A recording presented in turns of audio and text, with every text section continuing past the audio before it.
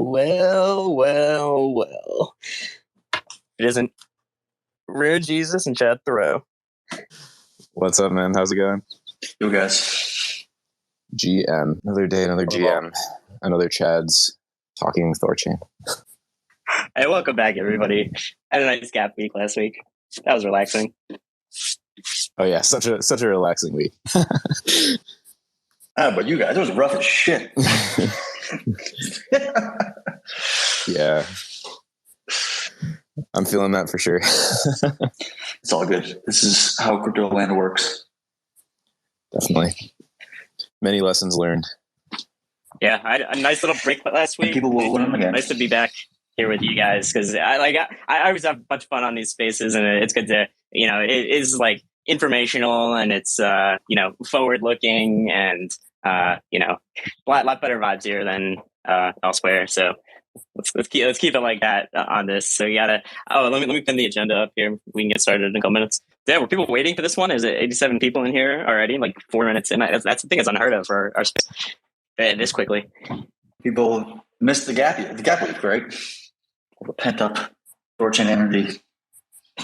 Like a TV show that takes like a couple weeks break before like the season finale or something like that. I don't think it's the season finale, but Wow.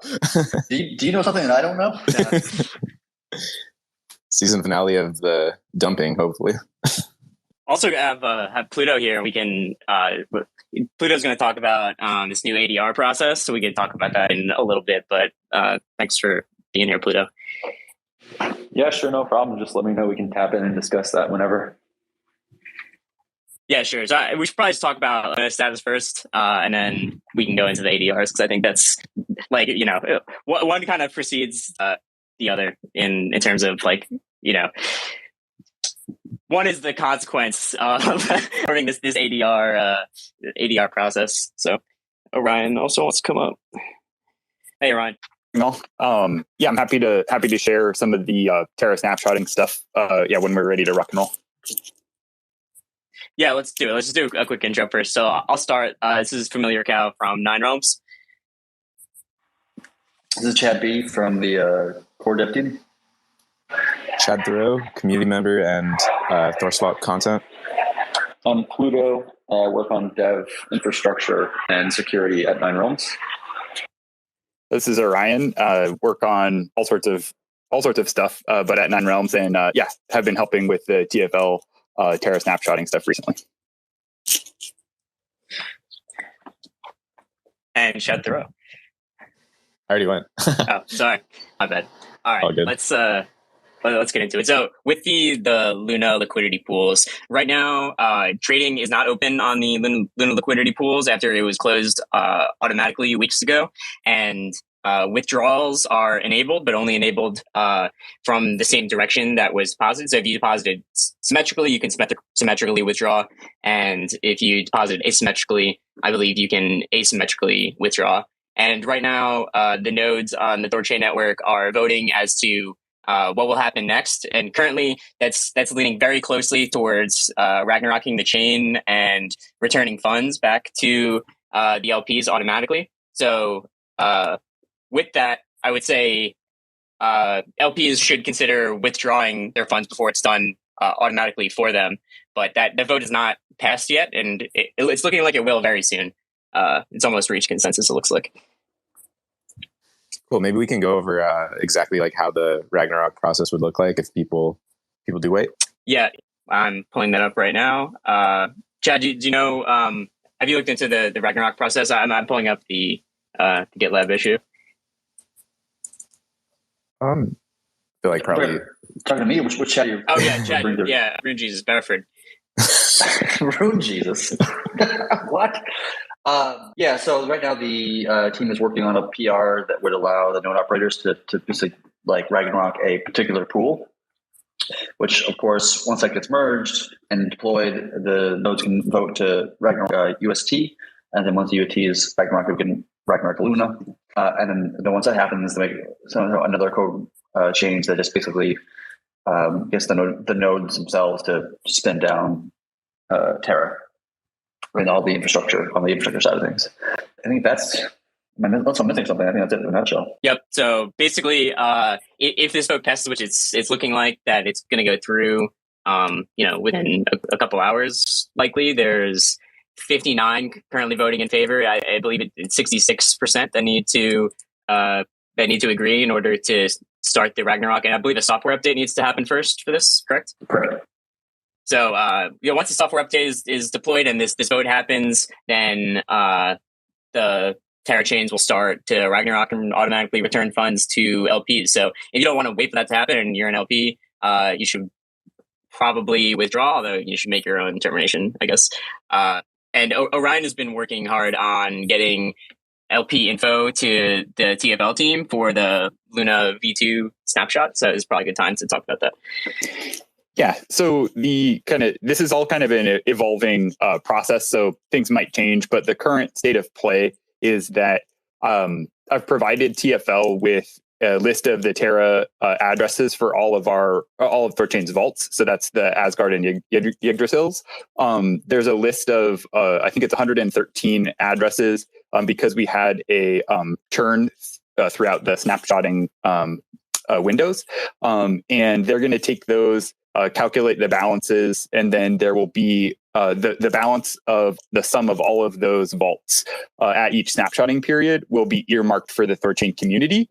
After the dust settles with kind of the Terra 2.0 getting spun up, then we'll work with the community there to be able to distribute that to users. It seems like it's going to be a manual process. So I'm in contact with them regularly to make sure that we have the latest information there, but that's kind of the current state of play. It's not going to be an immediate thing, but I just wanted to make sure that our community is as supported as it can be. Yeah, thanks a lot, Orion. I know there's probably a lot of people who are affected by the whole Luna thing, so these efforts are definitely not falling upon people who are ungrateful, and everyone's, everyone should thank Orion for, taking this into consideration and helping out the LPs with this snapshot business. Because this is all just kind of like, everyone's just trying to, get out of this safely and, so we can finally move on with our lives past Terra. Absolutely. Happy to do it. And I'd also say big thanks to THORchain Bull for helping to facilitate the conversation with TFL, and there's been a number of other community members like Basic in the dev Discord that have stepped up to assist. So it's a community effort, and doing the best that we can for the THORchain community. Sweet. And we can go into some comms improvements, and this kind of goes along with governance as well. So this is a new ADR process that's being spearheaded by Pluto, and it's being implemented. It's basically a way to signal goods and contributors to the protocol to signal for new features. So Pluto, let's hear about the new ADR process, and we can maybe you can give a high level overview, and then we can go into maybe some of the more nitty gritty on what the ADR process means and exactly how it works. Let's do it. If someone wants to pin the tweet thread that I put out yesterday, that's probably a good primer for anyone who likes to read text a bit more. Just going to start off by saying one thing, that this is still very much a proposal. None of this is finalized. Pluto, sorry, it's a little hard to hear if you have a microphone or something like that. Sorry. Yeah, I'm going to try to go somewhere a little bit quieter. I'm sorry, I just... we're in a hotel lobby. Let's see. How's this? Is this a little better? It seems like your mic is just kind of covered, maybe, or something. It's just a little muffled. How about now, guys? Nope. Seems about this. It's about the same. We can hear you. It's just a little hard, but I think just go with it. Give me 2 seconds. Good to hear you rolling eyes. I think you went the wrong direction. Hey, how's this, guys? Better? It's quiet, but it's better. Better works. Okay. How about this? How about this one? Is better? No, we're going off the rails here. It's not working. All right. We're probably just gonna have to save this for a different time, and we can discuss this next time. All right. Next time's fine too. Yeah, sounds good. That's fine. We can go into that. So with the other, well, actually, Pluto, I think it'd be good to do like a separate, like dedicated thing to the ADR process, like maybe in Discord or something like that, just to gather feedback and stuff on the process, because it's still a work in progress getting this implemented into the THORChain like governance structure, if you will. So maybe like a dedicated thing to the ADRs would be really good if we can do that next week, if you're down. So all right. So with the other the comms thing, so the ADR process is sort of a new like signaling / governance mechanism that's being implemented, and along with that, Nine Realms is taking a lead on doing some more comms improvements, including submitting weekly development goals on Mondays. On Wednesdays, signaling the weekly chain integration updates, which was posted by Eridonis this week, and all that in a second. And then on Fridays, going over the status towards the weekly goals that were reported on my. So the first one will be submitted a little bit later after this call, so I can put stuff together and then get it out there. But we can quickly go over what was sent out for the chain updates. So that is the chain integration updates for Atom and AVAX, which is being worked on by Eridonis and Pluto. One sec, let me just pull this up here. All right, so with Atom, currently the unit and smoke tests are in progress and close to being ready for review, and pretty similar to THOReau implementation-wise. So this would likely be the next chain coming to THORChain, and that's the Gaia Hub Atom coin, and also AVAX Avalanche, and they're working up the first drafts of the chain client and the shared EVM components, and the router contract is done. And then also there's work being done on Dash. The smoke tests are wrapping up there, and it's close to ready for review. And and then there's other chains that are maybe not as close for addition, but other things are being worked on as well, along with aggregators to go along with these new chains. So development is still going at full speed for all these new chain integrations, and going along with that, the aggregators that will really make the chain additions really powerful by letting you go right to long tail assets right from the new integrations. Anyone have anything to add on those chain additions? I think these chains are going to be really positive and really good for the network. We're also trying to work with the community behind Atom and Avalanche to kind of drum up support and that kind of stuff, so that when we do launch this thing, there's kind of a PR push to get those communities to kind of sign up and sign on in a sense. So I'm looking forward to it for sure. Yeah, really exciting to see those two chains sounding pretty close. I think they're both really important, kind of top priority ones to get out. So great job moving those forward. And it also, like those teasers in the dev Discord around, sounds like maybe some things already kind of lined up with Avalanche. So we'll see what happens there. I'm excited for that. Yeah, I think that the Avalanche one will be that's really exciting. And Atom too. But both of these are very, very popular in the space, and hopefully, I mean, what everyone wants is to drive TVL and to add more connections, because that's what the people want, is more chain connections. I think that's what should be done. So that's being worked on. Yeah, a lot of the people in the community, like I know Smith's in the audience, who was one of these people that was talking about really wanting to see like a low gas EVM chain, and like Avalanche or buying a smart chain or like one of these kind of types. So it's good to finally get one of those kind of belt. And then we're also working with the like various dexes of these environments, right, to get them to like integrate with THORChain directly, using this whole like dex aggregation thing, which we're gonna dive into that a little bit later on.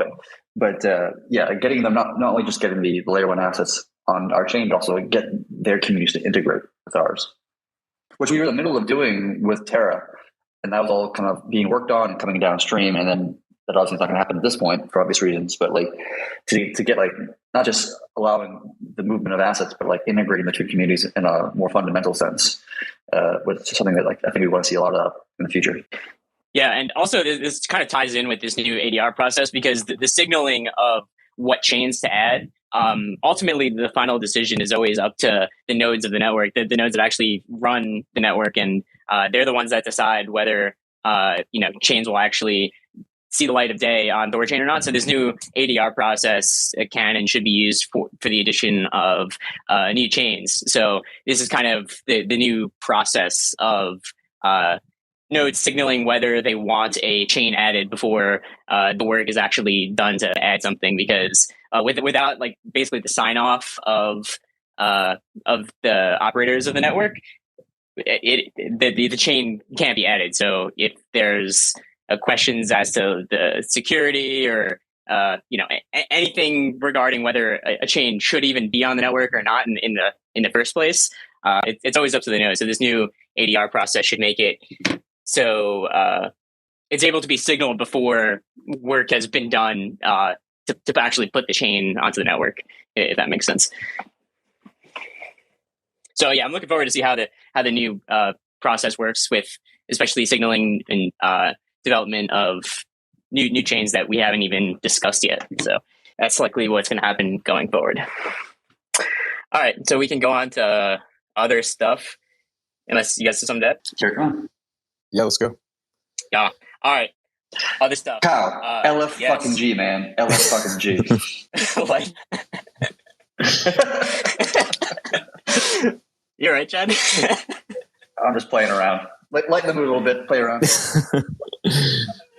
Chad's ready to fucking go with new chains. All this new chain talk just gets the Chads going. I am so ready. I'm so ready to move on. Oh yeah. It's like a bad breakup, It's like, right now, everyone's kind of feeling it. Everyone's a little like bad. That's the way that we thought that was going to go. But only option is to move forward and move on with more chain integrations, more features, keep shipping, keep making THORChain better than it can be. Yeah, man, she took my favorite sweatshirt. Like I can't go to my favorite restaurant anymore because I always just think of us there. Oh man, it's a rough breakup period. Well, we'll get through it. We can move on. We'll rebuild all that shit. 100%. This is barely a kick in the arm, if that.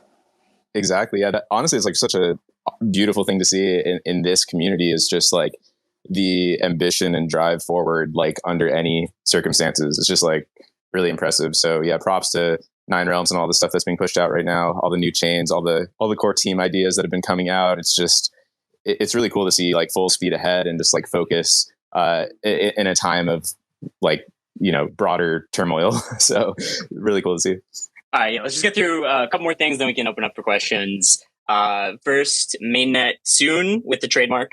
Anything to say about mainnet, Shed?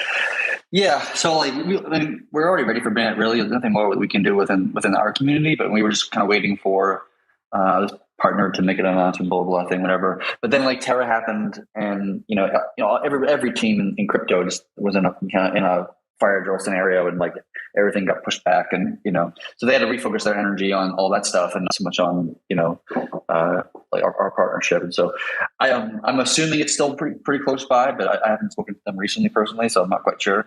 But part of me just I'm just so tempted just to move forward without them, and then they'll just announce their own thing later on, at some point whenever they get their ducks in a row, in a sense, and just we're ready to go. I'm ready to go. It's just LFG, man, let's just go. Let's get this thing moving. We're waiting long enough. Let's do it. Yeah. We also have Dex Aggregator, which should be very, very, very soon. Is that the next update for the Dex Aggregator? Yeah, it's supposed to be coming out in the next update. And then once that launches, you'll be able to do both swap in and swap out Dex aggregation on the network from a core functionality perspective. And then it's about UIs integrating with that. And sure, THORSwap will probably be one of the first that you can swap Bitcoin to Chainlink or something like this or whatever, or something even else. They can send their stuff to someone else or receive from someone. So it's gonna be interesting to see how that kind of pans out. And the Nine Realms team will be doing a lot of biz dev over the next 6 months to a year to kind of drum up support for those other dexes to integrate. Which I don't understand why they wouldn't do it. It just seems like a no brainer. There's no downside other than the effort it takes to kind of hook in, but you get access to layer one assets on every other chain and ecosystem. It's just there's no other than just like dev priorities, there's like no rationale to not do this. At least in my view. Yeah, absolutely. I think one of the things that we found is that it's just fitting into these existing roadmaps for these teams. And so that's where Pluto, Eridonis, and other folks in the community are working to just make it as turnkey as possible.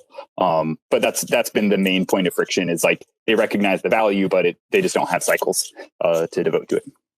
Yeah, I know on the THORswap side, I know the tech stuff is done, just some front end UI stuff still being put together, but I'm sure THORswap will be pretty much right behind the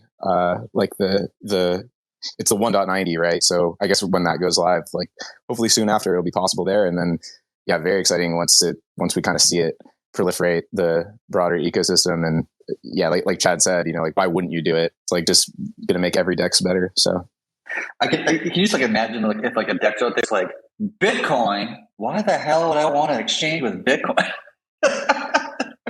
Are you sure people want that? I mean, I remember I was talking to one group, and I won't say which one because I don't want to embarrass them, but like they were just like, well, we already have WBTC. And I'm just like, what? What are you talking about? Did you just say that to me?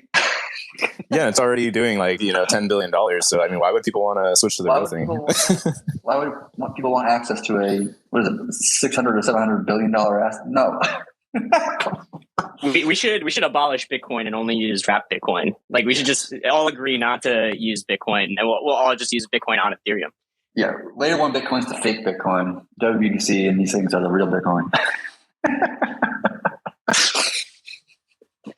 Yeah, it's coming though. Like it's just gonna, like Orion said, it just takes time for the entities to like get their shit together, and they have their own like technical priorities and like roadmaps and all this kind of stuff. And as Orion was also saying about Eridanus and Pluto working on making it easier for them to do it, in a very quicker, easier way to do it. So it's just gonna take time. But like to me, this is at this point, once we launch in version 90, like I don't see this anything other than just being an inevitable process. It's gonna be a long process, but like inevitably, like a year from now, like almost every DEX, like every major DEX in the industry is going to be integrated with every other major DEX in the industry. And that's just going to be like the new standard that everybody just can't imagine a world that wasn't the case. And people will forget about how difficult it was to move your assets around different systems and go through all these like weird bridges with wrapped assets and like all this kind of nonsense, Yeah, and in-wallet integrations too. I mean, this stuff is just all going to become like just kind of built in and obvious and standard. It's like why wouldn't it? Why would you want to have to string together 10 different wallets and 25 different dApps and 30 different DEXs when you can just kind of do everything all interconnected? Like to me, it seems obvious that that's the way like the broader space is going to move towards.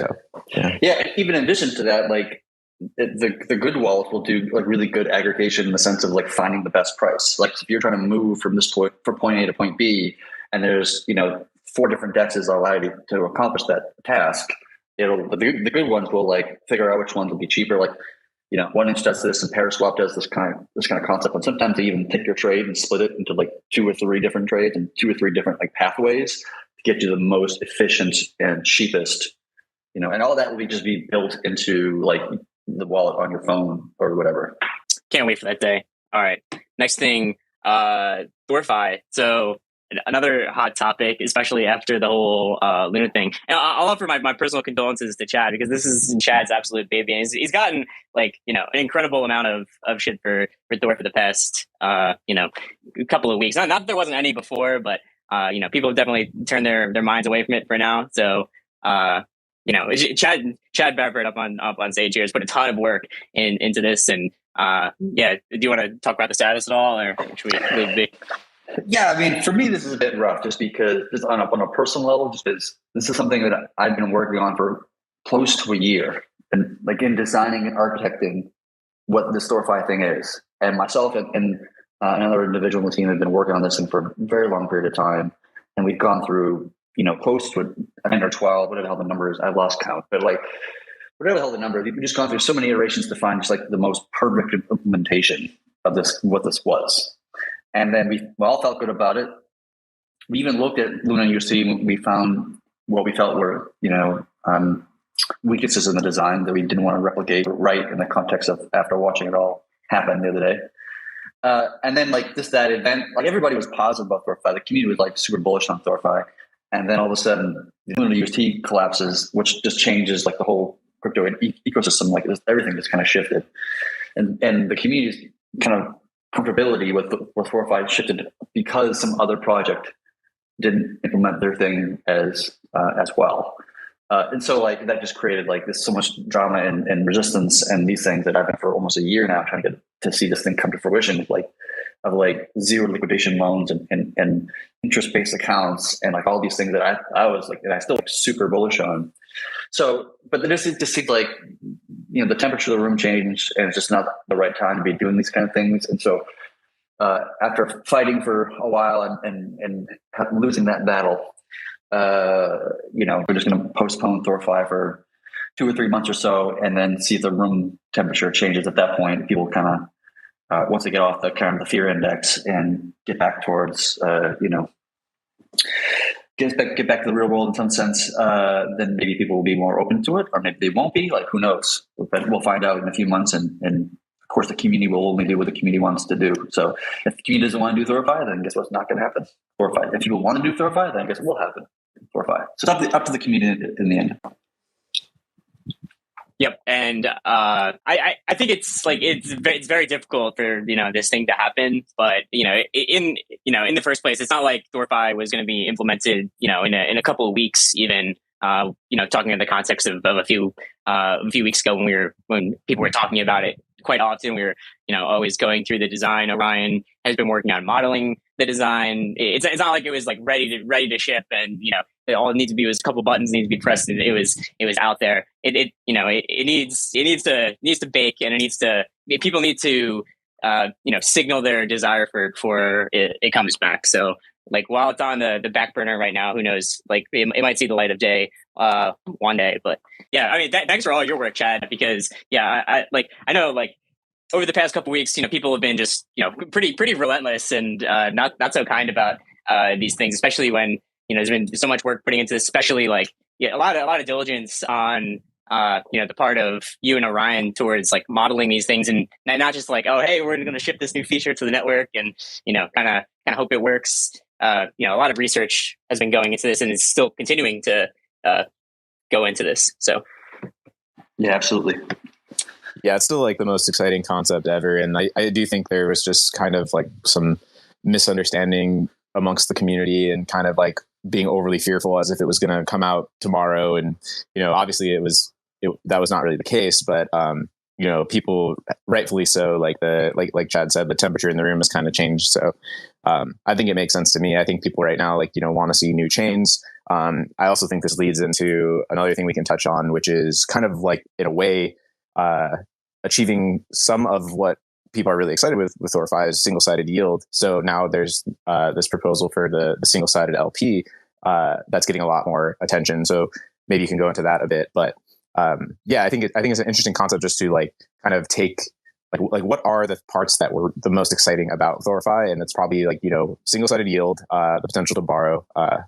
Those are probably like the core real things. Whereas you know, there are some specific nuances that are where people really got freaked out. So yeah, I mean, even within the algo stable context, like the algo stable that we talk about building for THORChain is like, it's not UST. Like it in many respects, in one respect is it's never going to be $18 billion. It's not trying to be the payment solution for, you know, buying hot dogs, you know, on the street corner or whatever.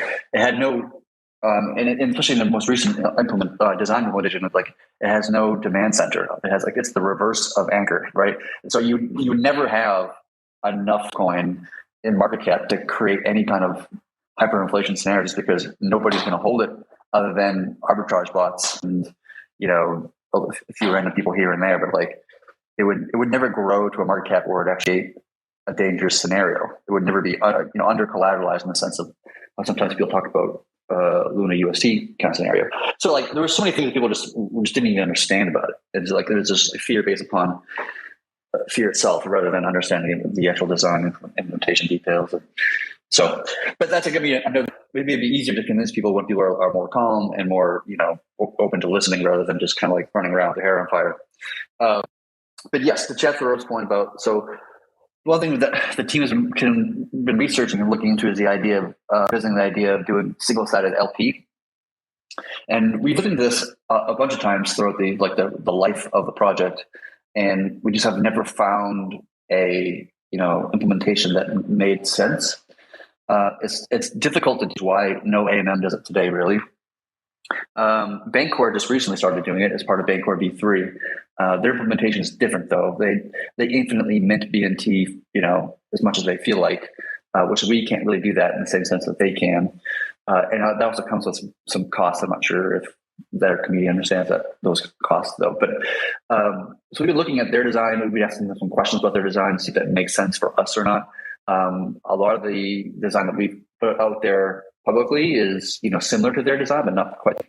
But we're still doing our own internal research. Orion is assisting in that process to make sure that this implementation does make sense and that it does provide a significant more amount of liquidity into the pools to attract the maxis of the world, the Bitcoin maxis and the ETH maxis who just want BTC or just want Ethereum exposure and don't around with this other shit token, quote unquote, or whatever. But that would probably solve any problems we would have about ensuring that the pools are deep. In fact, it might actually it might be so successful, it'd be harmful in the context of the pools become overfilled.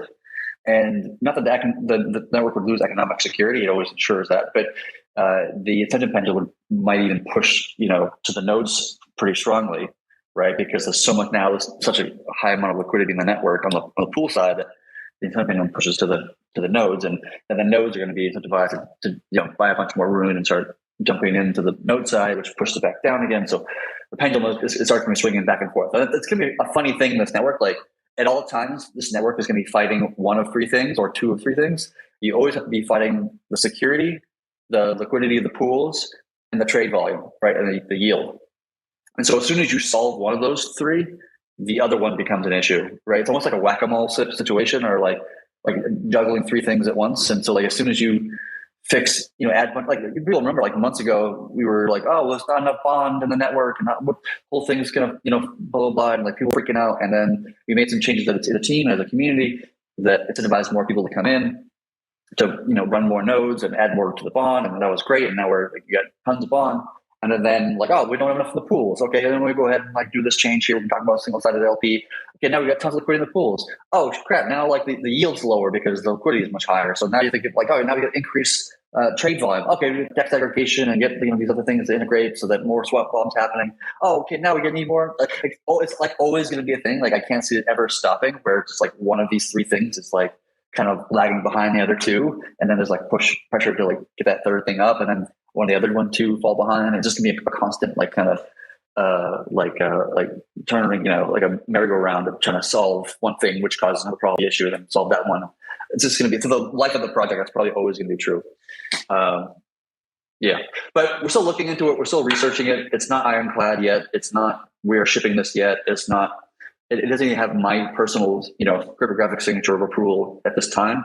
And we're still discussing and debating internally, and we wanted to get some feedback from the community of their thoughts. If there's anything that we were possibly missing, people can speak up and let us know or ask questions or what have you. Yeah, I don't know if you want to dive into details at this time or maybe a later time. As you said, it's still kind of being fleshed out, but just conceptually, I think it's one of the most exciting things, and will drive. It'd be so cool to see the incentive pendulum play out the way you described, where you could see you could see the LPs just completely fill out to the point where all the rewards are going to the nodes. But then what you're really describing for people is kind of this liquidity black hole concept that excites so much of the community, right? It's the liquidity is going to get way deeper, which means the swaps get much better, which means, and then you grow swap volume, which then boosts yields again. Then you need more bond. It's just this flywheel between those three kind of competing areas that you were describing. So right. Yeah, it's exciting stuff.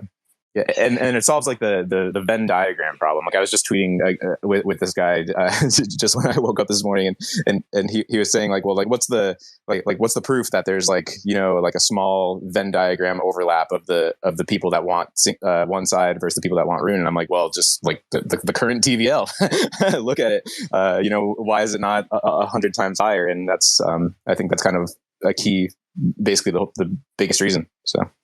Yeah. Yeah. I think that's part of what like THORify was designed to do, is to help all that stuff raise, because a big component was that people were going to burn Rune to join Thor savings, for example. And in doing so, you're burning Rune, you're reducing the supply, you're therefore increasing the price.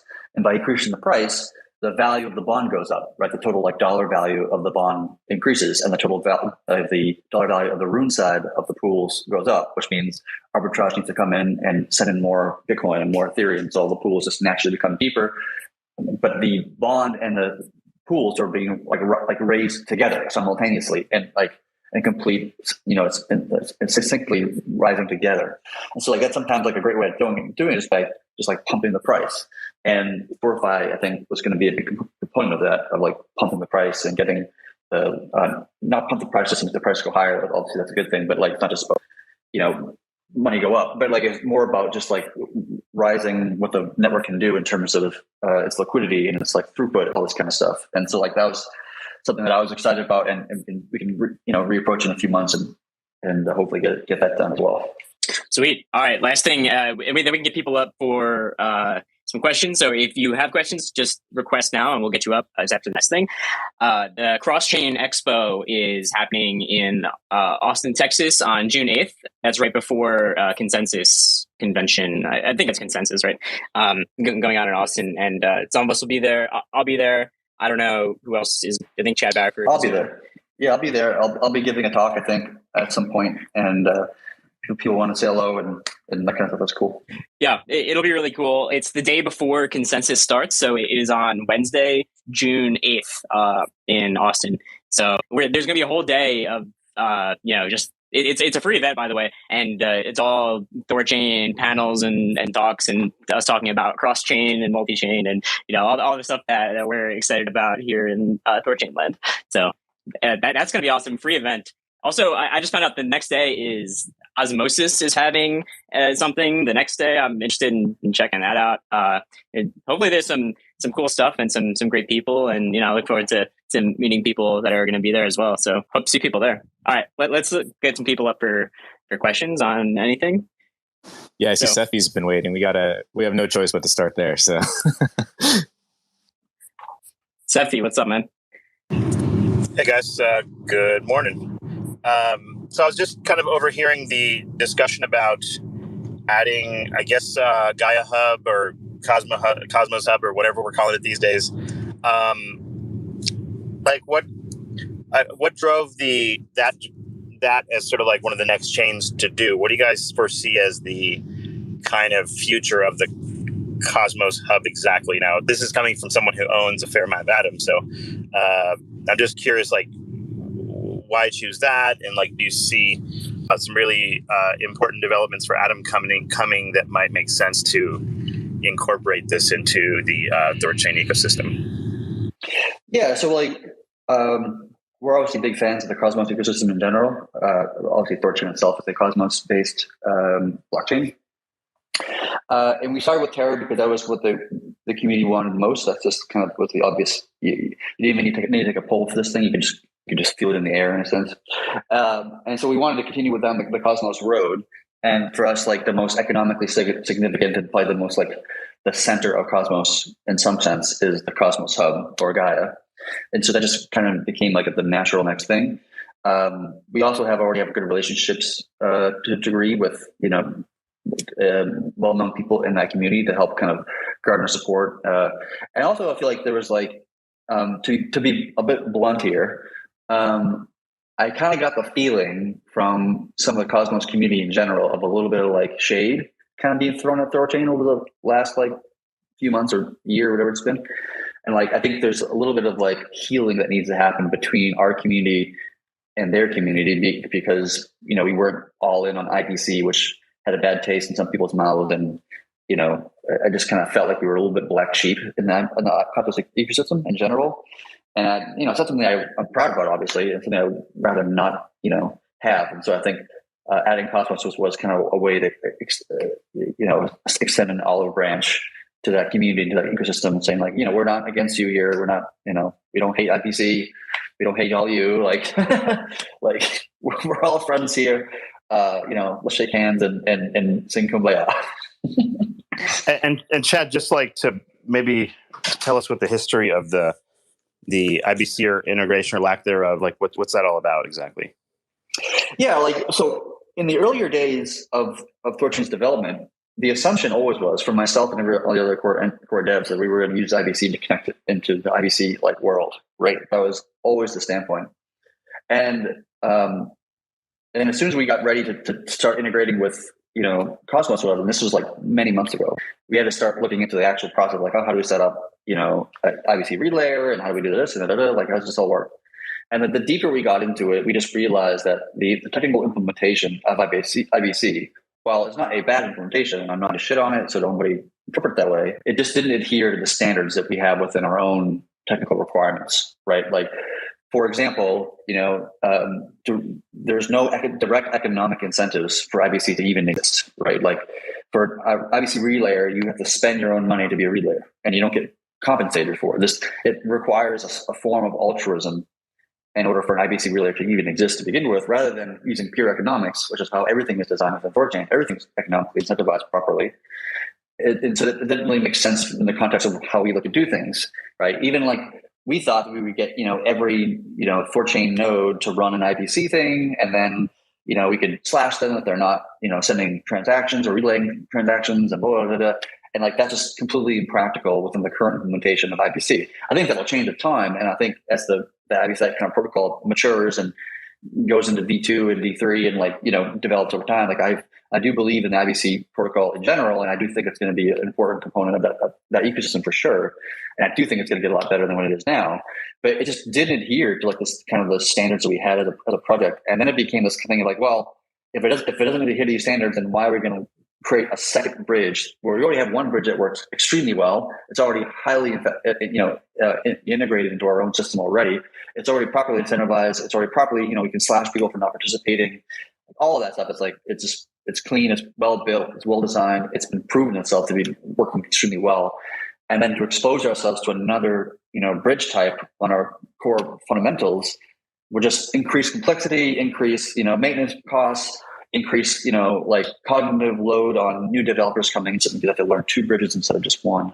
And so like, it just increasingly just made less and less sense the more we learned about IBC itself.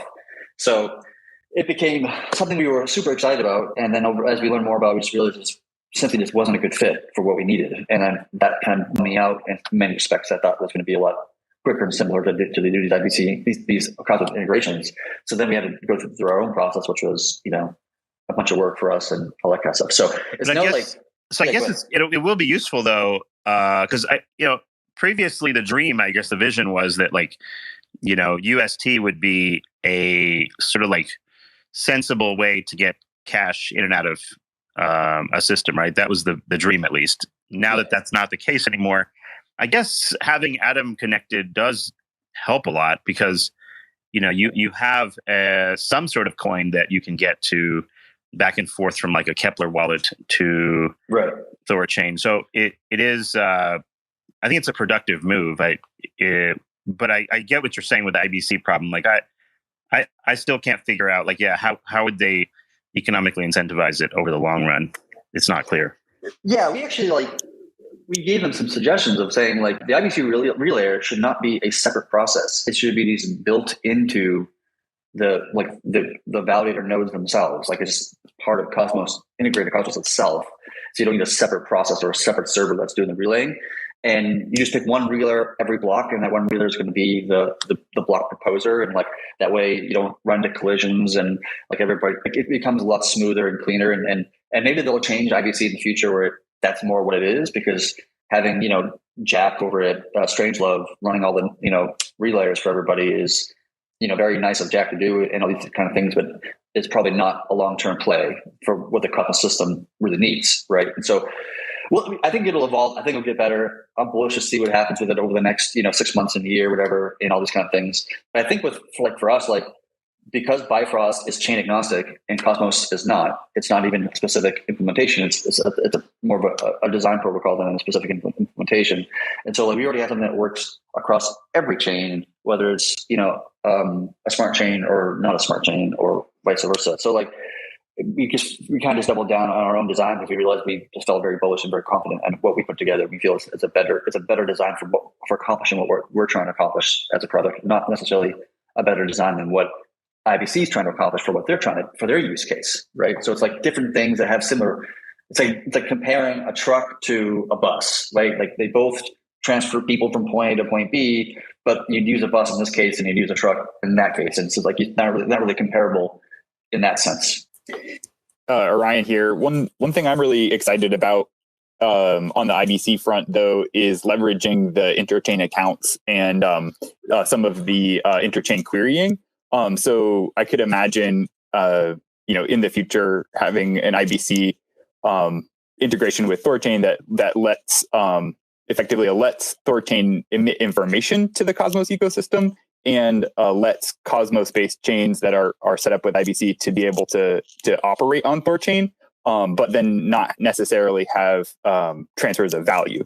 So I think that there are some additional utilities and opportunities for THORChain in the broader Cosmos ecosystem there. Yeah, I also think just a key thing kind of from the user perspective, it's like whether an IBC asset is literally in the THORChain pool or not, like you'll still be able to achieve essentially the same thing as far as swaps, like through DEX aggregation and all these integrations like to come in the future. Like, at some point, maybe just within THORSwap or XDeFi or Osmosis itself, potentially, I mean, just speculating, but like, you could do all of this in theory. It's just on the back end, it looks a little different, but with Atom in the THORChain pool, then that's your way into the IBC world. And then from there, you're just, one swap away from whatever you were trying to do. So going from BTC to some obscure IBC asset in the future, all of that is still going to be possible and essentially look exactly the same from the user perspective. It's just like, oh, there's not actually an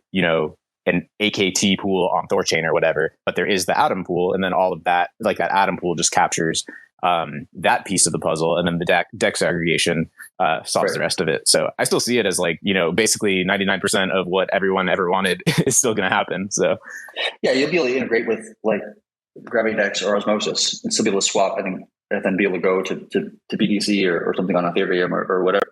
But you'll probably like just so people know, like just because we integrate with Gaia doesn't mean we're going to allow non-Gaia native assets on THORChain's pools. Right, like you couldn't take, what's an example of a ICS20? What's the name of that one?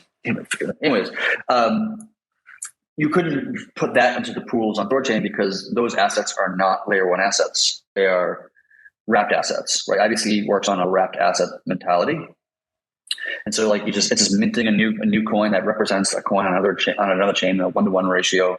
And so we generally don't operate assets in general on this network. And so, people can swap to Atom and then swap the Atom to BTC or whatever, but like probably would not accept like ICS20 token just because it's kind of goes against the ethos from a security perspective. We don't want to have a bunch of wrapped assets in this network, and then the wrapped asset gets rug pulled because something happened. Like who knows what happened? Like and then all of a sudden we're up the shit's creek because we never actually held the real asset, and so. What do we do now? And that just becomes a potential nightmare we want to avoid. Sweet. Thanks, Edvi. Let's go to SN50. The function SN50. Maybe let's go to Citizen first. All right. Hey guys, hope you're all doing well. I was just curious if and maybe I missed this real early on. There's one part that I missed early in this call, but are there plans to support the new Luna chain? That's my first question. I have one more. So did you say WinIF? What was that? Are there plans to support the new Terra chain, the Terra 2.0 launch here that's happening? Oh, yeah. Or even discussions about that? To be honest, at least within the core team in Nine Realms, I haven't heard any conversations about like whether or not to support Luna 2 or whatever it's going to be called. I'm open to it, right? Like I don't have a strong opinion on this at this time. I think it's a bit early to be having the conversation to some extent because we don't really know what exactly has happened quite yet. We have some idea or some sense, but how that's going to pan out, who knows? And so like, I'm definitely open to having that conversation. I'm open to potentially supporting it. It's just a question of what does the community want? I think its value definitely has to be proven first. Priority for new chains should definitely lay in the top by amount of TVL that could potentially be put into the THORChain pools, because that's that's part of the goal of adding new chains, along with the continued community support. So without some kind of estimate or ballpark or some kind of feel on how much TVL an integration drives, that really determines what the priority is there. And this new ADR process will make things very clear, because node operators will signal whether they want the addition of a new chain through this new process. Chad, I forgot to mention this, Chad, earlier. Both Near and Kadena have developer grant funds available as well. So if people within your development teams and whatnot want to integrate those, there are pretty sizable chunks of money available in grants to possibly fund integrating some of those types of things into THORChain. Just as a side note. Yeah, I mean, that's great. Like any way we can make, I'm all for anything that makes integrating more chains faster, cheaper, get more people involved, more devs, more hands. Just we can swarm this thing. It doesn't have to be, Pluto or Iridanus or whomever that's doing all this work to add chain A, B, or C. Totally game if more devs get their hands in and just build the Dash one guy's building the Haven one guy's building this one, that one, and we just swarm the hell out of this thing and just integrate as much change as possible while maintaining security. Yeah, I see a lot of people that are like, "Oh, why don't the devs implement this chain or implement that chain?" But in reality, there's only so many people that are working on these things, and everyone has a lot of things that they're trying to accomplish. And Nine Realms is kind of taking the lead on integrating new chains, and there's only so many people that are actually doing these things. So it's great that the Haven team and the Dash team has really stepped up to take the lead on their own chain integration, because you can look at their the market caps of Dash and Haven, those wouldn't normally be priorities under what can feasibly be done with just the the resources that the THORChain teams have. But other development teams stepping in and assisting with it, and talking with the THORChain development teams has really pushed on the process for them. And in due time, very soon, hopefully, they'll see the results of that and seeing the integration right into THORChain. So that can be done with any chain. If people want to see Cardano on THORChain, THORChain could be the only text that supports Cardano, but it needs that support and that drive. Not even Cardano goes with anything. Imagine if the first DEX was some other DEX off chain. Yeah, Chad, bringing DeFi to Cardano. Bullish. I was looking into this yesterday, Chad, and there's a grant process for Cardano too, and it's all it needs people to actually run these integrations, someone to step up and take the lead, and then really run with it. So anything can be integrated. I think the highest priority should always be the chains with the most economic value to bring to the chain, that being TVL and swap volume. But but in addition to TVL and swap volume, it's all about community integration as well, and getting support from this new community that they're jazzed and excited about it. If we were to do Cardano, for example, I would really want to see Josh Hodgkinson to have his weight behind this integration and have him tweeting about it and getting his community excited about it. Otherwise, we just want to chain to more or less an empty room. And it isn't really quite, even though there's high TVL and there's high potential TVL, high potential swaps, I don't want to launch to an empty room. That's kind of what happened with Doge. We launched Doge because we already had it built months, almost a year prior. And then all the Doge community that we had kind of lined up, just kind of pulled out last minute because they were afraid of DeFi, because DeFi is scary for them. And they were just, they kind of just pulled out. And then we just never got, a high, depth to the Doge pool or even a huge quantity of swap volumes. Or just, even though Doge is big in terms of market cap and trade volumes, things, it ended up not really, contributing a lot of value to the network. Right. Or Bitcoin Cash. It's it's the number 23 asset, but nobody really cares to do much with it. Yeah. Yeah. I think there's potential though. I don't think that just because Doge is on THORChain doesn't get much attention right now, that'll always be that way. Especially that's fair. I think that real proliferation into, especially a community as big and widespread as that, it takes a lot of time, and that goes with Bitcoin too. You could say that the Bitcoin, Bitcoin, which is the biggest innovation of THORChain, bringing like a DEX to Bitcoin, basically. That's huge, and it's the biggest thing on THORChain right now. But it's nothing compared to what it can and potentially will be in the next few years. So, like, I think it takes time to really get that proliferation. But yeah, sorry, I didn't mean to cut you off, Citizen. No, I was just going to say, I'm pretty sure Charles wouldn't want THORChain to integrate with Cardano, because at the rate the team ships, it would totally let the cat out of the bag. Like, everybody in the Cardano community would be like, wait, what? We can release something in like a few months? It doesn't take 5 years of, scholarly research and whatnot. But the peer review is already in process for THORChain. An interesting observation, by the way, with this, with the fiasco with, Terra UST. Several observations that make me more bullish on THORChain are: one is that like bridge weaknesses are a problem. When you like connect things with these kind of like centralized bridges, I think Vitalik was right about that ultimately, and it turns out that that's like a whole other like shit show waiting to happen. We saw what happened to the wormhole hack. That was another interesting fiasco, which was sort of rectified by Jump Capital, but whatever, right? And then, if you look at like the fact that central exchanges were more than happy listing UST, but we're not able to provide sufficient either liquidity or sort of like participate in peg maintenance, makes basically any cross-chain like stablecoin derivative of some kind, no matter how you collateralize it or what you do with it, inherently sort of dangerous in that respect.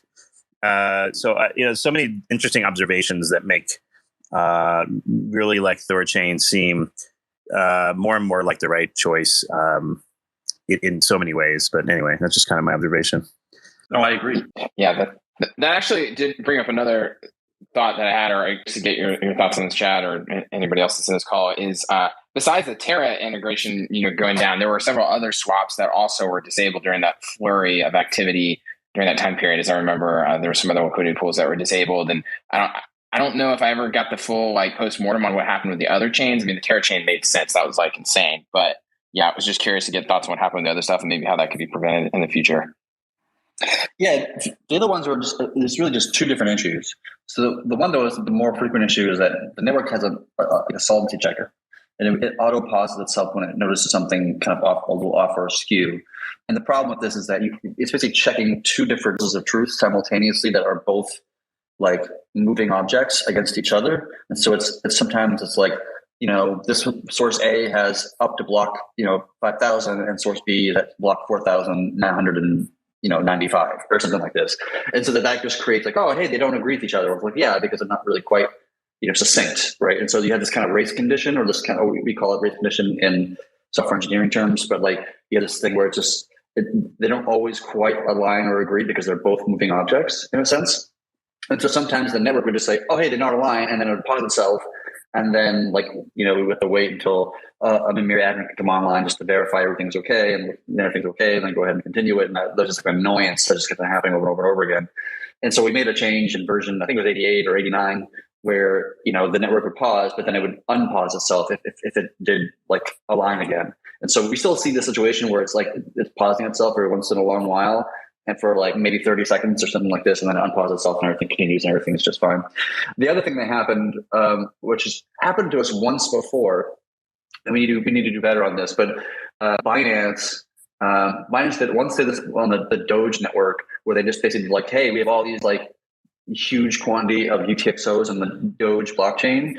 Let's go ahead and consolidate them and like, broadcast an umpteenth million, transactions to consolidate all the UTXOs into like, a handful of them, like blowing out the Doge mempool, like some significant amount. And then it happened again on, I think it was a Bitcoin chain, if I'm not mistaken. Yeah, they just like pumped up. Yeah. And they just pumped out massive quantities of UTXOs, which caused the Bitcoin block, the mempool to become just oversaturated, which basically means that the nodes of the network have to like scan the mempool for transactions and such, but it can't do it. It couldn't keep up with the load because there's all of a sudden there was just like crazy amounts of things in the mempool, and so it ran into a problem where like it took too long to get there, which caused the network to pause itself. And then we just had to wait until the nodes could catch up and scan the mempool, and then once that happened, then everything was fine and continue on. We'll probably end up like adding. I wrote myself a note to do this, but like we got to increase the thread count on the mempool scanner from 5 to 8 or 9 or something like this, so that it scans mempools much more efficiently. And so it can handle these kind of situations. But these are just kind of like, weird edge case scenarios that we have to make small modifications to just to be more resilient against such kind of crazy, wacky scenarios like this. Awesome. Thanks. Yeah, that's a great explanation. I had one more question, but I can see that someone else has got their hand up and I'm already done too. So I'll let somebody else go. Yeah, just say so. And we'll get to you in a second. First, SN50, are you there now? All right, let's go to DGens for Brighter Future. What's up, man? Wow. When I go on these things, normally people just say DGens. Thank you for saying the full title. Appreciate it. You see, that would refer to too many people, so I didn't want people to get confused. No. We're all DGens. I'm working on, I have a team of people and we're working on educational content, and I try to make it to every single one of these THORChain discussions. I just personally think, first off, outrageously undervalued. Second, arguably one of the most important projects in this entire space. Like, we need to have these mechanisms to purchase or swap between these assets in a decentralized manner. And even in some countries, you might not have access to a certain cryptocurrency, but I think in the future, you'll just be able to buy Bitcoin or ETH or stable coins, and you can go onto THORChain and then swap readily and easily between, these assets. And I think that's extremely important.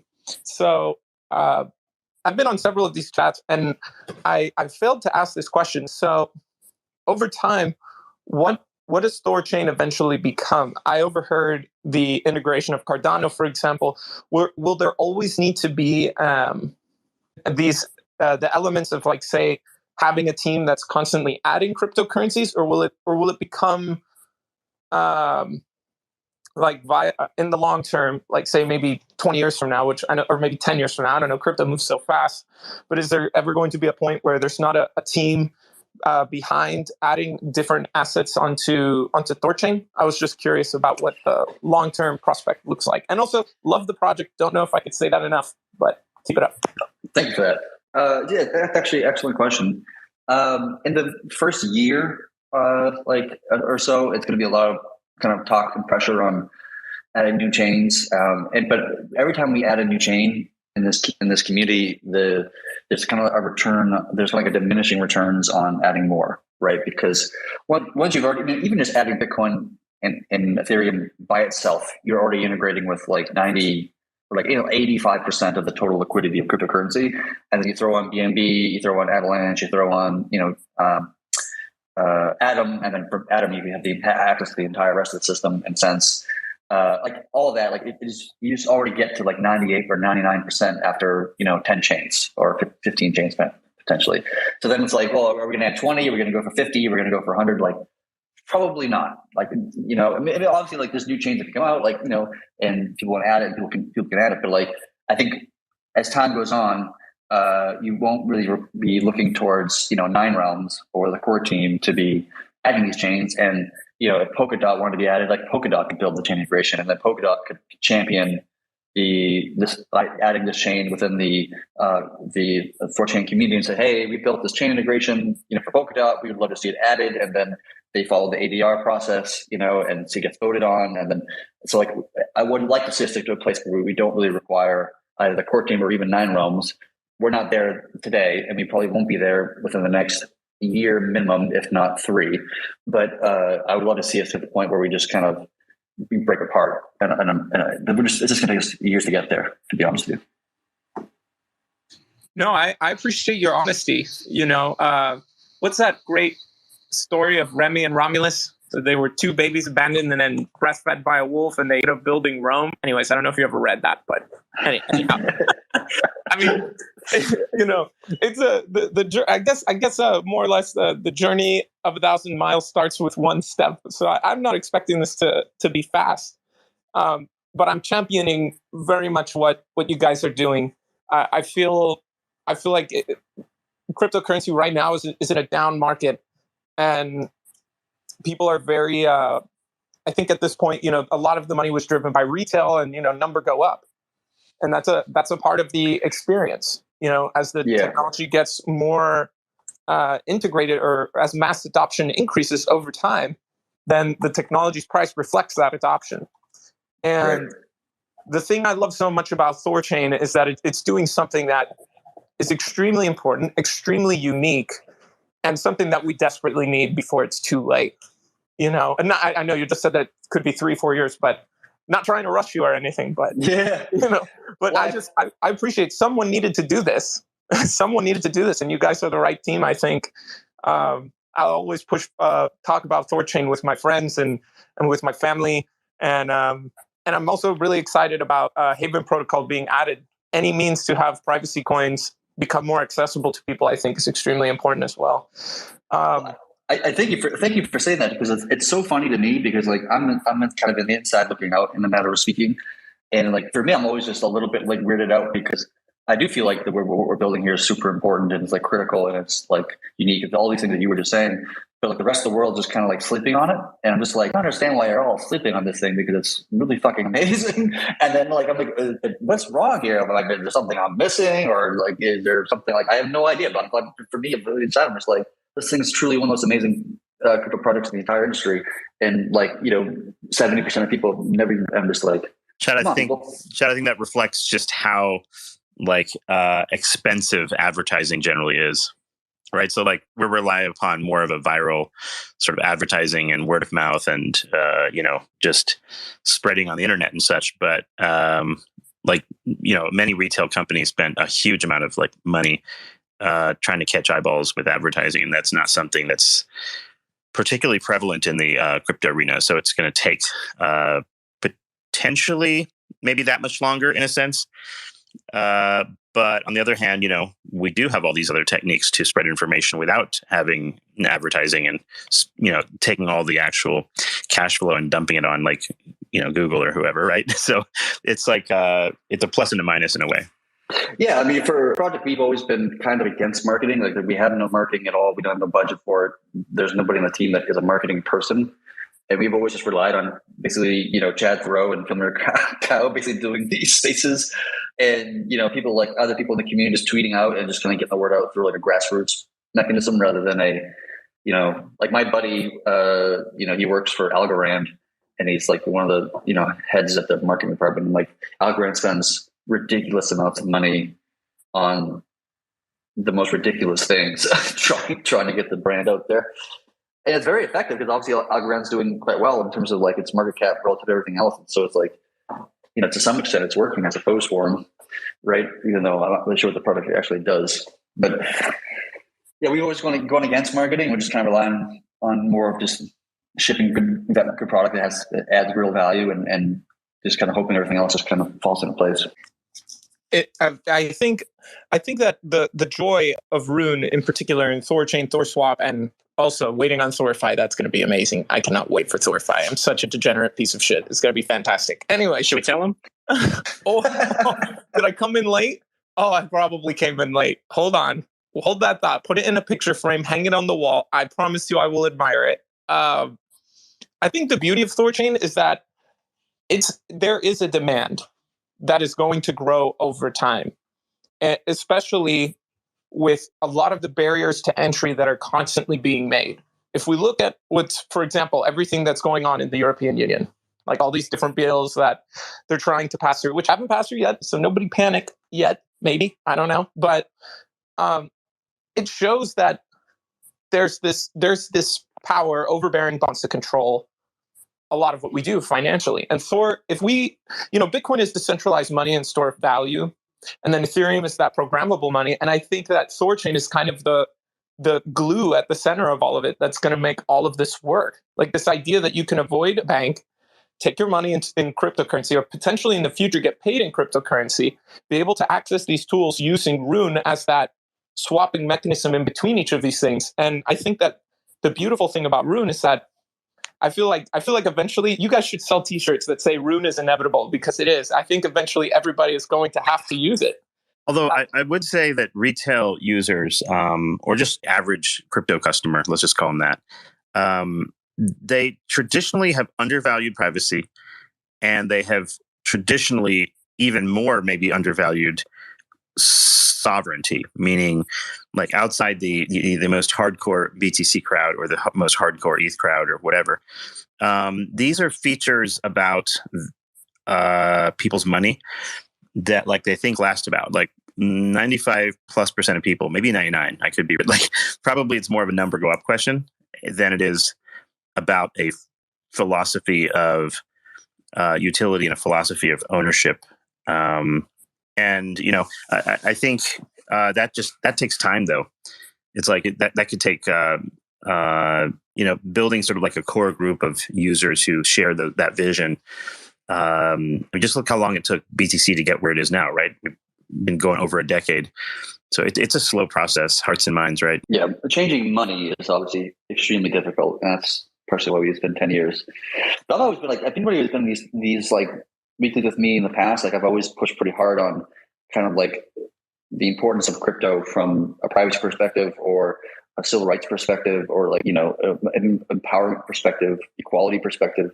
I've always kind of actively pushed against the idea of like number go up, which so much of the community in general is kind of fixated on, which is for me, it's like it's not the reason to be in the space. I mean, yes, it is because you want to make money and everybody wants to make money. And although Chad, like the price meme effect is really well established. It's like if you have a system whereby your coin goes up in value, it's like immediate eyeballs, right? Like it has to do with how like price tracking apps work, how notifications work, how clickbait articles on Google get posted by various, you know, so-called media authorities.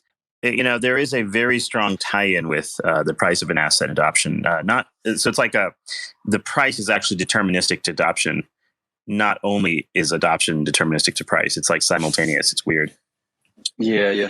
Interesting you say that because like I think over, you know, 80-90% of crypto articles are, you know, coin has gone up or coin has gone down. Why? Like, can anyone explain this? Like, why has it gone up or gone down? But the difference is that THORChain provide like it's deeper than that, and in that it provides actual utility in the liquidity that's available on the THORChain network that gives access to Bitcoin, to Ethereum, to Doge, to everything else, and then you know, these integrations that'll happen with other dexes and with aggregators. And that's really how THORChain will proliferate and give value towards those who participate in the ecosystem. And you don't even need to participate in the ecosystem to benefit or use THORChain to, you know, to take ownership of your own personal sovereignty, to be able to swap permissionlessly with THORChain. You don't need to be a rune holder. You don't need to be part of that value accrual mechanism. But everything that's built leads towards the you know, the proliferation of decentralized liquidity and decentralized swaps with THORChain. Yeah, that is the key, I think. You know, if THORChain and Rune is just for us nerds, like that, this still plays out, you know, like if sovereign money and all this broader crypto stuff, you know, continues to trend in that direction, then THORChain is doing such an important thing in that. And the value capture of Rune is inherently tied to that. So even if it's not, you know, memed and hyped up, like it all still does play out. And then as that starts to play out, then I think what you said, Sefi, is true, is like the deterministic price of Rune follows the actual usage. Even if people aren't hearing about THORChain, it's just through back-end infrastructure, invisible integrations and stuff. Then it starts to rise just through its inherent value capture, and then people start to notice it. So yeah, it's like the price goes up, and people notice that your project exists, but then it's only because your project has a function that people love to use that they stay. Right? There's a big difference between showing up and actually, you know, throwing up a lot of your net worth or like total value into that project, right? Like it's almost like you show up at the app store for your phone, and you know, the presence of the app store is great and everything, but most of the stuff in there you don't go and purchase, right? You find the things that are most useful, and those are the things that capture most of the actual liquidity from those users. I think the same is true in DeFi. It's like these unique use cases have a, you know, maybe like unique value capture mechanisms and utility that ultimately drives permanent users. I would think like most people who use THORFi a few times, and I don't know, maybe have some metrics, or not THORFi, but like THORChain, I would think that like people that start using it for exchanging BTC and such are probably permanent users at that point. I would think that the like stickiness of the ecosystem is quite high once you have captured those people. Am I wrong, or is that does the metrics show that? So there was a crazy idea I had right after Luna had its kind of rough day, where I kind of put up to the team for discussion, and it just kind of failed the motion. But like, I thought it'd be brilliant if we just basically donated 1 million Rune to like people who lost, funds in Luna. Yeah, like a big airdrop, basically. Like a big giant airdrop, and and people are like, oh, they're just going to sell the Rune. It's not going to be good. I'm like, yeah, if they sell it, that's fine. That means that they get a ForceSwap wallet, get the Rune and sell it into Bitcoin or sell it into some other asset. But they just use the product, and by using the product, they just now understand why it's so valuable. And because we kind of extended them a helpful hand at a time that's very difficult for them.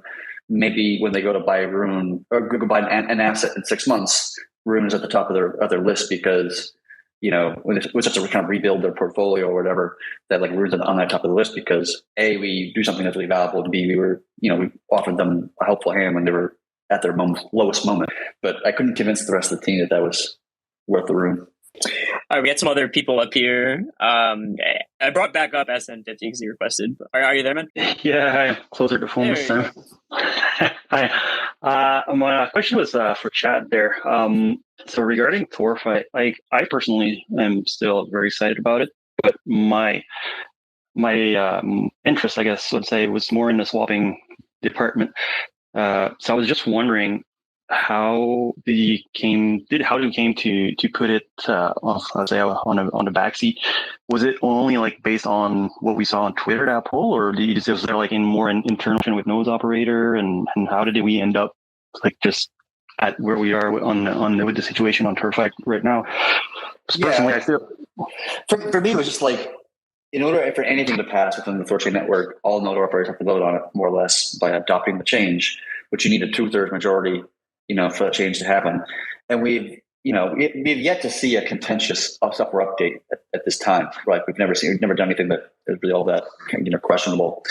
And given all the pressure that I was seeing both in the Discords and on Twitter and all these conversations I was having with the community in general, it just seemed so far-fetched that we were going to get 2/3 of the node operators to be behind this thing. I try not to have conversations with node operators directly because I try to maintain a separation, right? I don't want to know what the Discord names are or the Twitter names are. I don't want to. I make a best effort that I can to not actually know the identities of any stretch or form, even pseudo anon names. So like I have a lot of conversations with people that are, at least unknowingly, with people that are node operators, but it just was getting so much pushback from this community as a whole. It just seemed like it would have been a huge waste of time, and I'd already spent a lot of hours and almost a week trying to advocate for it, and just was not getting anywhere. And I just didn't want to spend, increase the size of the lump on my head from hitting it against this brick wall for days on end. It was just unsustainable for me, even personally. It was just too draining and exhausting. So I needed to step back from it because I was just not feeling great about it from, personally. And other people's words too, like Lena was feeling very similar and other people were feeling similar, and it just was getting too toxic in some sense. And so let's just put it on the shelf and we'll come back to it in a few months, and maybe the community has changed, or maybe not. Maybe Luna UST will be kind of like one of those things that just changes the philosophy, right? It's not just like, oh, a project died. Like that happens more or less all the time in crypto land, but this is obviously very different. It's something that's much larger. And so maybe people have the philosophy of individuals have changed, and there'll be more resistance against algo stables in general, or things that burn and mint, or whatever. Like that could be a thing that happens within the general sphere, but only we'll know that it's just time. And so we'll measure things again in like 2 or 3 months or so, and see what the node operators think, what the community thinks, how they're feeling about it. We'll do our best at that time to explain why this is not Luna UST, why it's better, why it solves the problems, why Luna UST failed, and why we are not going to do it. All these things, we'll do that, and we'll see how people feel about it.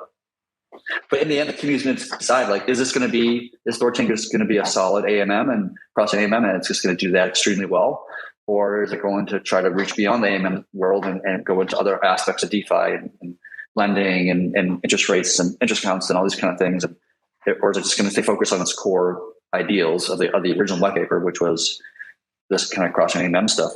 That's up to the community to decide, and we'll see what happens. Well, if I can help, like basically, I personally, I am excited about THORFi, but probably like a lot of people, like the Luna situation left a void, and that what kind of was the feel I have from I guess the polls is that everybody wants it, but just want to see a bit more chains added first. I guess. Sure. Which that's one thing anyway. Yeah. Exactly. Yeah. And the other thing too is like, based on a comment, like people like, it's either USD or like stable coins like, USD, USDC or USDP. Like, I mean, there is a variety of stable coins in between, but I mean, people just don't make the difference right now. It's one or the other. So, I mean, there's a bit of education to be done too on that part. Right? Yeah, there needs to be a reckoning with stable coins in general. Everybody's picking on algo right now because of Luna UST and whatever. And in many respects, that's the design. But there's really three different types of algo stables, of just stables in general today, algo being one of the three. And that's just the one that's easiest to get wrong in many respects. And the other ones of like, fiat, like actual fiat back, which is what USDC and USDT is, and then over collateralized, which is what DAI is. But like all of those other designs are just as, likely, in my view, to have a complete and utter failure, right? Like, honestly, I think USDC and USDT at some point in time, in the same night, they're both going to lock everybody's funds, and you're not going to be able to move your USDC or USDT until you KYC with Jeremy Allaire over at Circle, right? And like that's going to be a huge event that's going to cause massive ripples in the industry, because that's going to be just crazy, massively like terrifying. And something like DAI, like it's just, everybody's kind of leaning on the over collateralization part, but like, it's relying on Ethereum and other assets to not have a sudden price change. Well, you realize too on USDC. I mean, if they lock them out, I mean, that doesn't make much more sense. At some point, it was like 2/3 of their collateral was USDC. I think they lowered it a little bit since. But if they were to do that, like who's going to KYC over at MakerDAO? I don't know who that would actually be to unlock all those funds, and then like that raises this huge thing. Like, it's just, those other stablecoins are not as secure as people think that they are, right? They think everybody's picking on algos, but like honestly, from a first principles perspective, algos actually have the most reliable way. And it's like kind of what's silly to say now because everybody hates them and everybody's saying they're impossible, blah, blah, blah. But if you look at it from a first principles perspective, like, well, you can't have a fiat-backed stablecoin be reliable because it's fiat-backed, and anything could happen. There's no way to predict it, and it all requires government pressure, which is inevitable. Or you could do collateralized, which that's relying on price movements aren't going to be quick, which that's inevitably going to happen because it has to happen. It's fucking crypto land. And then you have algo, which is like, well, algos can work, but people say that they can't work because UST and Iron and ESD and USDN and all these things. But that's not a good reason to think that algos can't work just because they failed. Like, Edison created a light bulb and took him 1,000 different tries of different metals before he found one that illuminated but did not melt. Hey, Chad, on that front, a question I had, and this has been a topic of somewhat extensive discussion, but within a specific ecosystem like THORChain or Terra or whatever, a specific layer one or ecosystem, do you believe it's feasible to have a sort of like the Disney dollar stablecoin, meaning it's worth $1 within the ecosystem, and there's a mechanism whereby that stability is maintained within that space? But you don't bridge it, you don't send it anywhere, you don't send it to centralized exchanges. You use it only for stability exposure in that ecosystem, and it provides a utility function right there, and that's it. Because like UST did that perfectly well within Terra itself. It's when you exported it to all sorts of places that the drama began in many ways. Yeah, that's true. Like the biggest problem with UST, or at least the thing that started the whole thing, was secondary markets on like curve issues, right? It wasn't even just like Terra problems; it was curve issues that kind of started the ball to roll in a sense. You're asking if Disney dollars would work, and I think it's possible, but it highly depends upon the implementation of the different assets that it's exposing itself to, and what the monetary policies of those assets. So I think it's generally speaking, it could be possible, but as soon as you get into how do you exchange these things into externally, like into other layer ones and other ecosystems, then it gets really dicey at that point. Yeah, it's possible though. I'm open to learning more about it, or if there's some more specific implementation details that I could read into and kind of something I can actually sink my teeth into. But on a high level, I don't see why not. correct me if I'm wrong, chat. Though I'm interested in all the algo stablecoins pretty much, and so I was kind of having an epiphany, or how harder it gets the bigger that stablecoin is. Like even if we look at over collateralized coin, like let's say I was looking into a USD, they have like a 200% collateralized stablecoin. And obviously it's less prone to the same death spiral that USD had. But at some point, like the problem is when they get so big, then you can start a cascade event. Like, there's so much on order books you can take before the price just crash, like straight up down before it can even get sold lateral. So like that, that would be the kind of problem to be solved. Is like the issue is not when the stablecoin is smaller, it's when it gets too big. And even if it's back at some point, like if the price, the order books are getting thinner and thinner on CXs and wherever the price gets its feet from. And so like my theory was kind of that we need a whole plethora of stablecoins to be kind of dispersed over, like even if they're in their each ecosystem, but the bigger it gets, the harder it gets to control. Yeah, that's true. I'm worried about like a scenario where, something happens with Ethereum, let's just say something goes wrong with Ethereum 2 launch, merge or something. Not that I'm saying it will happen or I think that it will. I'm sure it'll go very smoothly. But just speaking in hypotheticals, like, if something like that were to happen, obviously the Ethereum token would drop in value quickly. And because it's part of any token that's an ERC20 would also have to see a very precipitous, shift in its value as well because of some, indeterminate state in the network or something like this, like, right? That just causes a loss of faith in that particular ecosystem, which means that, DAI as well has probably lost its faith as well. And then it loses its peg and like all these things. This is the comical thing that like people are like, oh, it's over collateralized. It's fine, right? Like it's you're not worried about the faith of the underlying asset in Luna's case. Well, to me, it's like, well, all these things are fucking faith. It doesn't matter if it's you collateralized or uncollateralized. Everything is faith in this industry. Every asset in monetary policy, whether it's inside crypto or traditional fiat, all that stuff is faith based, right? And so, like anything, these things can fail around from a faith perspective. And if they do, you see a very fast drop in price. And for over collateralized stablecoins, that's a big oh no.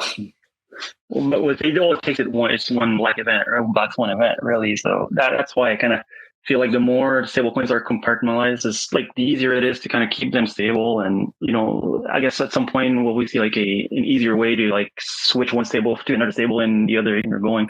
Yeah, that's actually part of THORChain's design, was that it took a bunch of different stables from a bunch of different systems, some centralized, some decentralized, some on this system, some on that ecosystem, and then it looks at the aggregate of them to define a new stable that is more stable than any of them individually could possibly be. And you actually create the hardest pegged stablecoin in the entire industry, utilizing a series of stables from a series of different projects and teams and scenarios. And the only thing you actually require is that the vast majority of them do not fail at the same second. And as long as that's the case, then you're probably fine.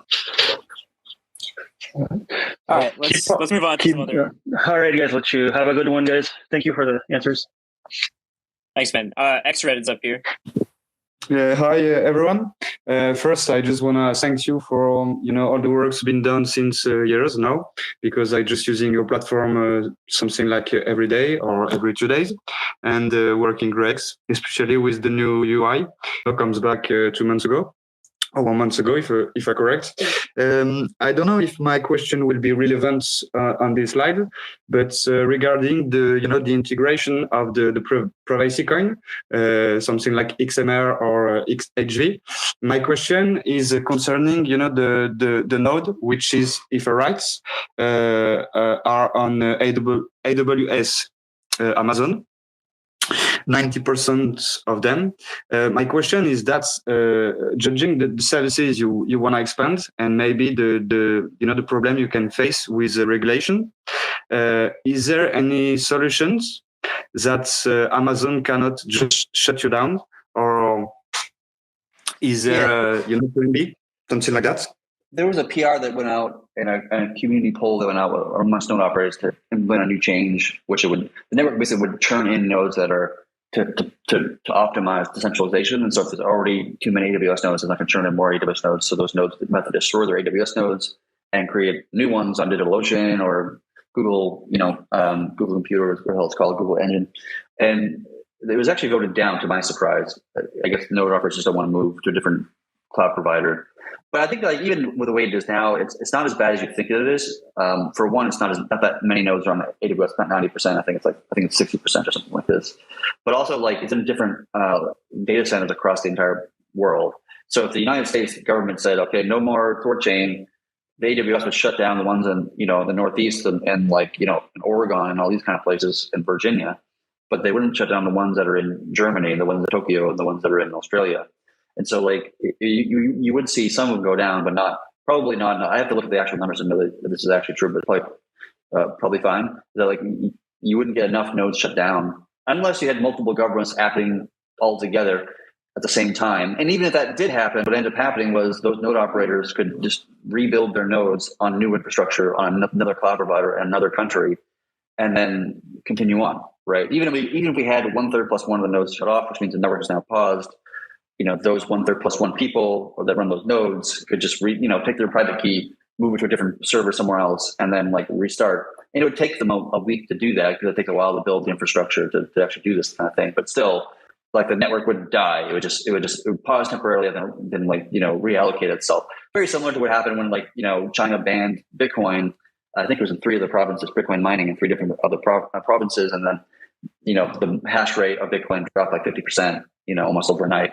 And then 3 months later is an all-time high, right? And effectively, it would be more or less the same. Okay, thanks for this answer. It's just quite good. I wasn't to know that there is multiple country. I was thinking that Amazon governance have just the ability with the US courts to just shut down even in Europe or Asian but you say it's wrong. My question was on this because with PrivacyCon as XMR, it just gave a perfect exit door for alternative markets to just exit your liquidity. And I'm sure you know that the swapper BTC XR full atomic swap is ongoing, and maybe before the end of the year with a GUI, which will be really easy to use for every actor of the privacy alternative markets. And right now there is only THORChain I see with the the multi-chain, who just gave us the abilities to just after withdraw and take away in every section we want. There is also atomic wallets, but it's not the same. It's not full DeFi. So yeah, thanks for that. I'm pretty sure these points will be uncovered by the times privacy got added on chain.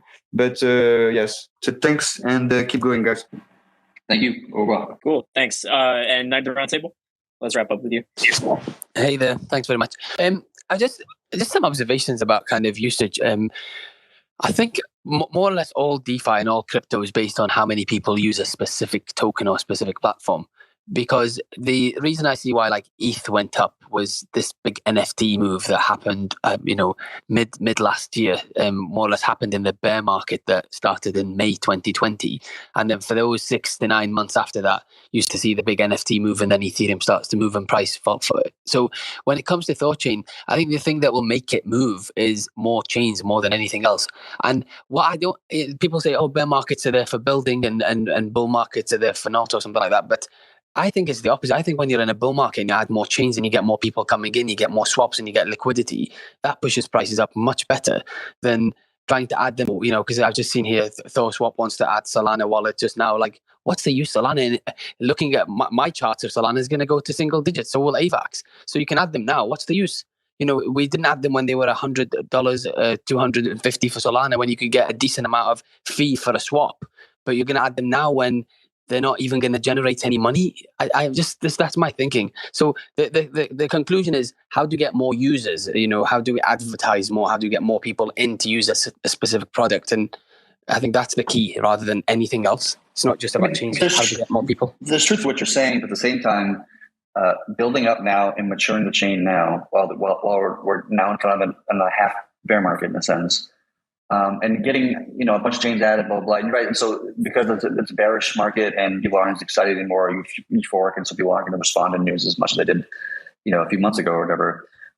That's okay. We can still mature the chain. We can still build it. We can still expand. We can do things so that when we do have a bull market again, things start getting euphoric again, and people start going kind of apeshit crazy. that we're already set and ready to go. We already support 10 chains or 12 chains, whatever the hell the number is going to be, and people are going to start swapping and learning more about it because it already integrates with their favorite chain, insert chain here.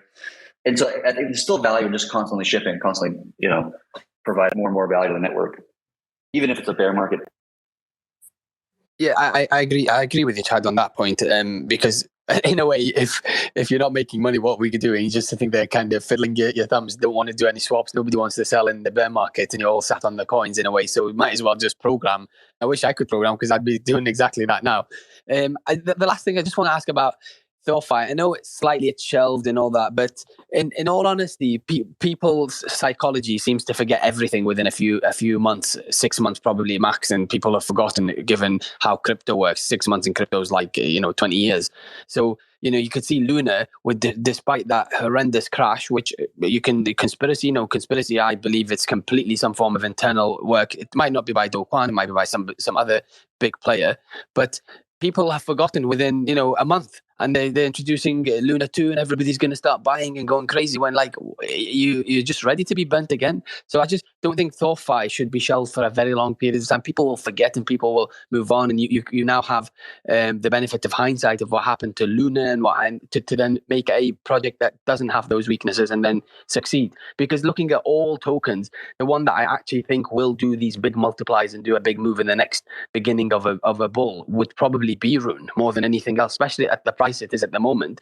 People will start scooping up rather than buying it at 10 and waiting for 100 and only getting a 10 multiplier. You buy it with 2.5 and you get yourself a 40 multiplier at 10. And this is where the VCs come in and scoop all the coins, and some numpties are just selling them now thinking, oh gosh, it's 240, I'm going to sell, I'm going to get out. Well, off you go, sell out. Then you're the one who's going to lose a multiplier and come back in the bull market and buy it 15 and 20. So that's me. Thank you. Thank you, brother. Cool. Thanks. Good space today, everybody. So thanks for coming out, and always much love to Chad Barraford for taking the time out of the day, and just for all the work that goes into this protocol, because there's a lot of people, and not just Chad, but everybody that works to support the THORChain protocol. That's Chad, the core team, Nine Realms, everyone externally, the people who work for other projects like THORSwap. And, Discord modder has been working crazy hard these past couple of weeks to get, to kind of correct course and just continue on to the path that THORChain's been on for the past many years and will be on for the foreseeable future for the next many years to come. So, everyone's efforts is really highly appreciated. So, if you're in the community, show some to, everyone that's making this thing continue. So, thanks everybody, and thanks everyone for listening too. It's always cool to see how many people actually tune into these things. This is a great way to learn about what's happening in THORChain. So I appreciate everyone coming out. How bearish can the market be when we have 200 people show up to this thing? Do you know what I mean? Exactly. Yeah, I second that. THORChads are just very much different than the rest of the market, and price will do its thing. Chains may come or go unexpectedly, but THORChads are, doing their thing, and it's great to see. Like you said, the core team is just pushing so much. Nine Realms is up in the game, so you love to see it. So great job to everyone involved and the community for tuning into stuff like this and keeping their finger on the pulse of what's happening, and raising their concerns when they have them. I think that stuff's really important and helps everything move forward. So huge props to everyone involved. So thank you. Yeah. All cool. right. See you guys next week. Let's do it again next week. And if you're going to be in Austin on June 8th, then come say hi. Are you going to be there, Chad, by the way? I'm going to be there. THOReau, are you going to be there? I am to be determined. I'll let you guys know soon. THOReau, don't be a little bitch. Come on, man. I'm an anonymous Twitter personality. I can't just show. No, I'm just kidding. We'll see. I definitely want to meet you guys, but I'm decided. It would be great to shake your hand. And you and I've been chatting online forever here. Not in a dating kind of way, obviously. Wait, it's not that. We've been courting each other for a long period of time. I've met Familiar Cow, a couple of times, I think, at least once, and I haven't met you yet. So it'd be great to at least shake your hand and give you a hug. I agree, man. It'll happen at some point. Hopefully I'll make it happen here, but if not, I'm sure it will. So no pressure. All right. Catch you guys. Sweet. All right. Later.